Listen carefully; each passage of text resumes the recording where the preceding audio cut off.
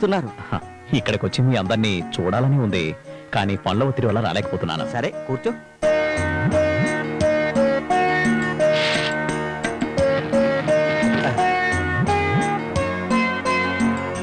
నీకు 18 ఏళ్ల వయసున్నప్పుడు నా దగ్గర నాట్యం నేర్చుకోవడానికి శిక్షణ కోసం వచ్చినప్పుడు చూపించిన వినయ విధేయతలే ఇప్పుడు నీ ముఖంలో కనిపిస్తున్నా. మీ ఆశీర్వాదమే కదా ఇదంతా. కానీ నువ్వు శిక్షణ మధ్యలోనే మానేసావు కదా.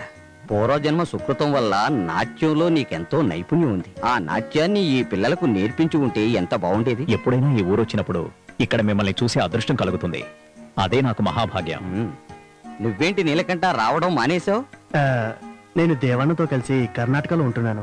అలాగే ఉండాలి, రాజుతోనేగా ప్రజలుండేది. ఏమై నువ్వు అంతేనా? ఇక్కడ ఊర్లో పనులన్నీ చూసుకోవడానికి ఎవరో ఒకరు ఉండాలని దేవన్న నన్ను ఇక్కడే ఉండమన్నారు. అందుకే ఉండిపోయాను. దేవా, ఎప్పుడొచ్చావు?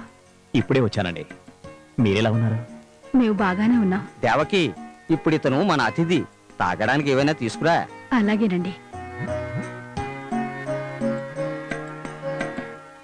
ఆవిడ్ని చూశావా దేవా? మనిషి మాత్రం ఇక్కడున్నా ఆలోచనలు ఎక్కడో ఉంటాయి. ఆవిడికున్న దిగులంతా వాడి గురించి. అప్పుడప్పుడు మధు నిన్ను కలుస్తూ ఉంటాడు కదా? అవునండి, 2 వారాల క్రితం ఒకసారి వచ్చాడు, అప్పుడే వెళ్ళిపోయాడు. చిన్నప్పుడే తల్లిదండ్రుల్ని పోగొట్టుకున్న వాణ్ణి సొంత కొడుకులా దేవకి పెంచింది. మధుని మేము అత్తామామల్లా కాక సొంత తల్లిదండ్రులా పెంచాం.